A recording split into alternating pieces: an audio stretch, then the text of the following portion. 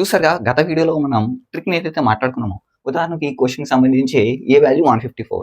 ఈ 154ని B value అంటే 3 difference ఉండేటట్టుగా మనం స్ప్లిట్ చేసుకోవాలి. ఉదాహరణకు 154 can be splitted as 11 into 14 with difference of 3.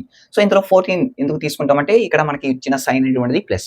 In case minus ఉన్నట్లయితే 11 అనేటువంటిది మనకు ఆన్సర్ అవుతుంది. ఇది ట్రిక్. బట్ పెద్ద పెద్ద నంబర్స్‌కి ఈ విధంగా స్ప్లిట్ చేసుకోవడం చాలా టఫ్‌గా అంటే కాంప్లికేటెడ్‌గా కొంతమంది యాస్పిరెంట్స్ భావిస్తున్నారు. కనుక మనం ఇంకొక ట్రిక్‌ని ఈజీగా ఉండేటటువంటిది మాట్లాడుకుందాం. ఇక్కడ ఈ 2 గుర్తుంచుకోండి. చాలా సింపుల్‌గా ఉంటుంది. అంత కాంప్లికేటెడ్ లేకపోయినా చాలా సింపుల్‌గా ఉంటుంది. ఎప్పుడైతే మనకి బి వాల్యూ ఏదైతే ఉంటుందో ఉదాహరణకు 5 లేదా 6 లేదా 7 ఇలా మనకి ఇక్కడ ఉండే బి వాల్యూకి సంబంధించి ఇన్ కేస్ మనకి ఆడ్ నంబర్ అయినట్లయితే దాన్ని ఉదాహరణకు ఇక్కడ 5 మైనస్ 1/2 తీసుకుంటాం అన్నమాట. ఈవెన్ నంబర్ అనుకోండి. ఇక్కడ 4 ఉందనుకోండి సపోజ్ 4 ఉందనుకోండి 4/2 ఇలా మనం తీసుకుంటాం అన్నమాట. ఈ 2 గుర్తుంచుకుంటే చాలు సింపుల్‌గా ఉంటుంది.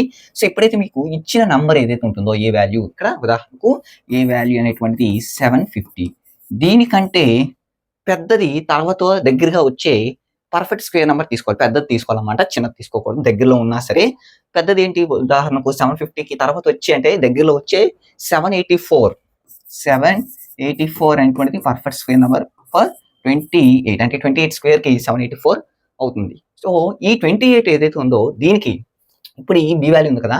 ఆడ్ కాబట్టి 5 మైనస్ 1/2 అంటే ఎంత? 5 మైనస్ 1 అంటే 4, 4/2 అంటే 2. సో 2ని యాడ్ చేయండి. 28కి 2ని యాడ్ చేస్తే 30 వస్తుంది. ఇప్పుడు ఈ 5ని ఈ 30లో తీసి నెక్స్ట్ నంబర్ రాసుకోండి. అంటే 25 అయితే వస్తుంది.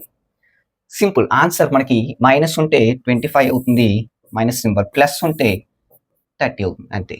ఈ ట్రిక్ చాలా ఈజీగా ఉంటుంది. సో మనకి ఇక్కడ మైనస్ సింబల్ ఉంది కాబట్టి option B is the correct answer. So previous క్వెషన్‌కి సాల్వ్ చేసే ప్రయత్నం చేద్దాం.